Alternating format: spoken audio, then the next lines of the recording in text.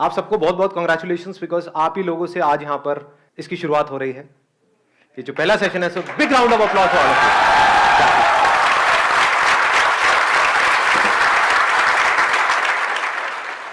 आज का जो टॉपिक है वो है how to build self confidence. कैसा लग रहा है टॉपिक? तो इससे पहले कि मैं कुछ बोलूं इसके बारे में, मैं आप लोगों से ये जानना चाहूंगा, do we understand the difference between self confidence and self esteem? Self esteem is जब हम अपने आप को कम्प्लीटली एक्सेप्ट कर लेते हैं, मतलब अपनी वर्थ जानते हैं जब हम। और सेल्फ कॉन्फिडेंस इज के हमारे अंदर वो कॉन्फिडेंस होता है कि हम ये चीज़ कर सकते हैं। बिल्कुल परफेक्ट एक्सप्लेनेशन दिया है इन्होंने, यानी कि खुद की जो हमारी नजर है खुद को देखने की, दैट इज सेल्फ एस्टीम। और कॉन्फिडेंस मीन्स कि मैं इस काम को कर सकता हूं। कि अगर आपसे कोई पूछता है कि क्या आप ये कर सकते हो, तो आप क्या कह रहे हो कॉन्फिडेंस से? हाँ मैं कर सकता हूं, आसान है, बशर्ते कि आपको वो आता है काम करना। कि भाई स्विमिंग कर सकते हो इस नदी के अंदर, बहाव तेज है, तो आप क्या कहोगे? आसान है, मारो छलांग। तो ये क्या है?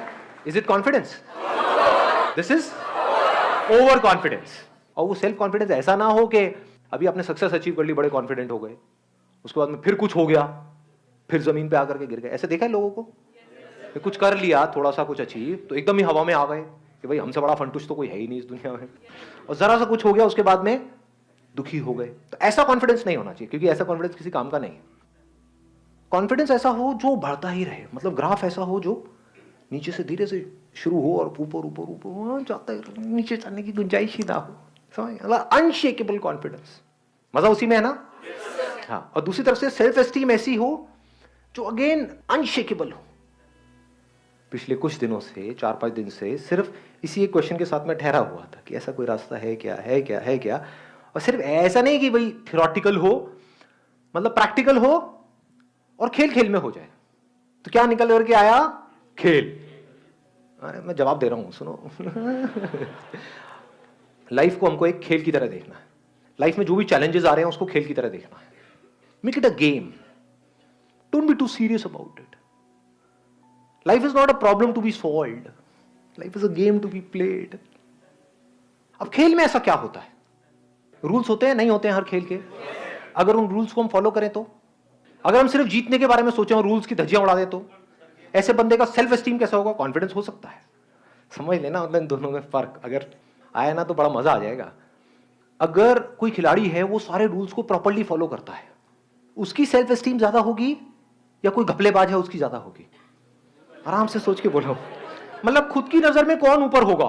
जो आदमी ईमानदार है, जो बेईमान है? ईमानदार है। ऐसे बढ़ती है सेल्फ एस्टीम। एग्जाम्पल दूं अगर मैं एक ऐसे बंदे का जिसको आप सब जानते हैं, महेंद्र सिंह धोनी, सबने नाम सुना है? समझ पा रहे हो मैं क्या कह रहा हूं?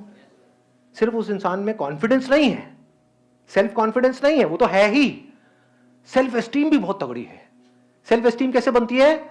जो भी खेल आप खेल रहे हो उसके रूल्स को फॉलो करके। यानी कि चाहे कुछ भी हो जाए, गेम हारते हार जाए, इंडिया हारती हार जाए, चीटिंग नहीं करेंगे, बेईमानी नहीं करेंगे। तो धीरे धीरे क्या होता है, ऐसे आदमी की कैसी इमेज बन जाती है कि अगर अंपायर को भी कंफ्यूजन है कि भाई ये आउट है या नहीं है, तो उस बंदे की तरफ देखेगा तो उसका रिएक्शन क्या है। समझ गए? सेल्फ एस्टीम बढ़ने से क्या होता है, उस बंदे की आप शक्ल देखोगे तो वहां पर एक ठहराव नजर आएगा, पीसफुल होगा वो बंदा। That is self esteem, that is more important than anything else. अब आते हैं कॉन्फिडेंस के ऊपर। कॉन्फिडेंस कैसे बढ़ता है? किसी भी खेल में कॉन्फिडेंस कैसे बढ़ता है? कोई खेल है, आपको खेलना नहीं आता है और आपसे मैं पूछता हूं कि हाँ भाई खेल लोगे? आप बोलते हो हाँ खेल लूंगा, तो ये क्या है? ओवर कॉन्फिडेंस है। आप बोलते हो मैं सीख लूंगा, मुझे नहीं आता है खेलना लेकिन मैं सीख सकता हूं और फिर मैं खेल सकता हूं, दैट इज कॉन्फिडेंस। तो जिस भी फील्ड में आप कुछ भी करने वाले हो उसके 3 पिलर्स हैं। अगर उसको हम बारीकी से समझ जाएं तो हमारी परफॉर्मेंस ऑटोमेटिकली बेटर हो जाएगी। सबसे पहला क्या है? Passion. Now what is passion? पसंद है। क्या पसंद है? वो खेल हमको पसंद है या उस खेल का आउटकम पसंद है? खेल से हमको नफरत है। तो जिंदगी में जो भी आप खेल खेल रहे हो, वो किस तरह के खेल खेल रहे हो? अपने आप से पूछो, मतलब मेरे को मत बताओ। Ask yourself. If you are playing because उस खेल का जो आउटकम है, जो भी आप काम कर रहे हो, उससे जो होने वाला है उसमें मजा आ जाएगा, लेकिन खेल मुझे पसंद नहीं है, उसके लिए जो करना पड़ेगा वो मुझे पसंद नहीं है, तो that is not passion at all. वहां पे आपको एफर्ट लगाना पड़ेगा, वहां पे आपको एक्सटर्नल मोटिवेशन भी चाहिए, आपको फोकस करना पड़ेगा, आपको कॉन्सेंट्रेट करना पड़ेगा, आपको बहुत कुछ चाहिए, हार्ड वर्क करना पड़ेगा, नहीं करना पड़ेगा, पागलों की तरह पता नहीं क्या क्या करना पड़ेगा, क्योंकि उस काम में तो कोई इंटरेस्ट ही नहीं है। और उस काम के बाद जो होगा 4-5 साल बाद वो मजेदार है कुछ, वो चाहिए मुझे। इसके होने के बाद में जो कुर्सी मिलेगी, वो कुर्सी से मुझे प्यार है, काम से नफरत है। उस कुर्सी पे भी बैठ करके जो मुझे काम करना है उससे भी मुझे नफरत है। उस कुर्सी पे बैठ करके जो 50 साल तक काम करना है उससे भी मुझे नफरत है, उससे भी प्यार व्यार नहीं है। वहां से जो मिलेगा महीने के उससे प्यार है। ऐसे हम जी रहे हैं। इसका मतलब क्या है? हम खेल को समझ ही नहीं पाए। पैशन मतलब क्या? कोई भी खेल, ऐसा खेल जिसमें आपको अंदर से आ रहा है कि हाँ मुझे खेल सीखना है। मान लो किसी वजह से वर्स्ट केस सिनेरियो कोई ऐसा काम आपको करना पड़ रहा है जिसमें आपका कोई इंटरेस्ट नहीं है, उसको भी आपको पूरे पैशन से करने से कौन रोक रहा है? इसको ध्यान से समझना मैं क्या कह रहा हूं। आप ऐसा भी कोई काम कर रहे हो जो आपके इंटरेस्ट का है, लेकिन उस काम में भी आपको और बहुत सारी चीजें ऐसी करनी पड़ रही है जिसमें आपको कोई इंटरेस्ट नहीं है, लेकिन अगर आपने वो नहीं करी तो उस काम में भी आप सक्सेसफुल नहीं हो पाओगे। कि आपका इंटरेस्ट है बैटिंग में, आपको मैं तो सिर्फ बैटिंग ही करूंगा, फील्डिंग मेरे बस की नहीं है, कैच तो मैं छोड़ूंगा ही छोड़ूंगा, बॉल आएगी तो मैं नहीं पकड़ने वाला, मेरा कोई इंटरेस्ट नहीं है जी, I am too passionate about my batting. तो इस बंदे को क्या बोले, भाग यहाँ से, है कि नहीं? और दूसरी तरफ से बंदा ऑलराउंडर हो तो बढ़िया है। आ गई ना मेरी बात पकड़ में? कि अगर उसका फील्डिंग में इंटरेस्ट नहीं भी है लेकिन क्रिकेट में इंटरेस्ट है तो उसको दोनों सीखनी पड़ेगी। समझ पा रहे हो ना मैं क्या कह रहा हूं? आप बोल तो देते हो पैशन, बट पैशन की कभी हम डेप्थ में नहीं जाते। What is passion? कि मेरा एक काम में पैशन है, ठीक है, आपके घर वालों ने बोला हाँ जाओ कर लो। जब करना शुरू किया तो पता लगा अबे ये क्या काम है, ये तो बॉडी की भी वॉट लग गई, माइंड की भी वॉट लगी हुई है, मन ही नहीं कर रहा कर देगा। फिर क्या करोगे? करना शुरू भी कर दिया छोड़ दोगे, बैक टू पवेलियन, घर वालों के पास जाकर के बोलोगे नहीं जो आप कह रहे थे वही सही है, ये मेरे को पैशन पूछन के चक्करों में नहीं पड़ना है। तो पैशन की हम डेप्थ को कभी समझ ही नहीं पाते हैं। What is passion? Passion means कि अगर एक बार आपने सोच लिया कि एक काम को करना है तो now you are mentally prepared कि आप चाहे कुछ भी हो, have to keep going on. उसमें जो प्रॉब्लम्स आ रही हैं उसको भी पैशनेटली फेस कर रहे हो, मतलब खेल की तरह देख रहे हो, सीखते चले जा रहे हो। तो passion for not winning, that is not passion. Passion for playing, exactly. देखना है कि मैं कहां तक जा सकता हूं, कहां तक जा सकती हूं, जो लिखा हुआ है डिस्कवर योरसेल्फ, खुद को डिस्कवर करना है। अगर ये आपका पैशन है तो ऐसे बंदे का कॉन्फिडेंस कैसा होगा, ऐसे बंदे की सेल्फ एस्टीम कैसी होगी? कि इस खेल को मास्टर करते चले जाना है। मतलब लाइफ के जितने भी एस्पेक्ट्स हैं उन सबको मास्टर कर लेना है। लाइफ में बहुत सारे एस्पेक्ट्स है ना, हेल्थ है, वेल्थ है, रिलेशनशिप्स है, ये सबको मास्टर करना है, कुछ भी नहीं छोड़ना है। तो आप कह सकते हो कि वो बंदा पैशनेट है। Passionate for what? Passionate for life. तो पहला है पैशन, दूसरा है प्रैक्टिस। प्रैक्टिस। कॉन्फिडेंस का मतलब क्या है? ध्यान से समझना। हम सेल्फ कॉन्फिडेंस किसको समझते हैं? कि एक बंदे ने सोच लिया कि मेरे को जीतना है तो वो जीत गया, इसको सेल्फ कॉन्फिडेंस ना। बढ़िया से बढ़िया अगर बैट्समैन भी हो, उसको एक घटिया से घटिया बॉलर भी आउट कर सकता है, नहीं कर सकता है? तो बैट्समैन ये नहीं कह सकता, he can't be confident that I will never get out. तो कॉन्फिडेंस किसको कहेंगे? सेल्फ कॉन्फिडेंस किसको कहेंगे? कि मेरी जो प्रैक्टिस है वो कमाल की है, तो आई मे विन और lose in the short term, but in long term मेरे को आगे बढ़ने से दुनिया की कोई ताकत रोक नहीं सकती है, क्योंकि मैं एक अच्छा प्लेयर हूं। इसको सेल्फ कॉन्फिडेंस कहेंगे? या उसको जिसकी प्रैक्टिस में दम नहीं है, उस बंदे में दम नहीं है, लेकिन आ करके चीख रहा है, चिल्ला रहा है, दुनिया को बोल रहा है देखो मैं ये कर सकता हूं। Over confidence. Is practice enough और practice in the right direction? Right kind of practice. What is right kind of practice and what is wrong practice? जिस फील्ड में भी आप हो उसमें आप उनसे सीख रहे हो जो उस फील्ड में एक्सपर्ट्स हैं। ऐसा नहीं उससे सीख रहा हूं जिसको एबीसीडी भी नहीं पता उस गेम की, अब वो चाहे अच्छा बोल रहा है चाहे बुरा बोल रहा है, भाड़ में जा। आई बात पकड़ में? ये ज्यादा हो रहा है, डीप हो रहा है। फॉलो कर पा रहे हो मेरे को या ज्यादा तेज जा रहा हूं मैं? थोड़ा धीरे जाऊं? पकड़ पा रहे हो ना? हाँ, इसको लाइफ से रिलेट करना, सिर्फ गेम तक मत रहना।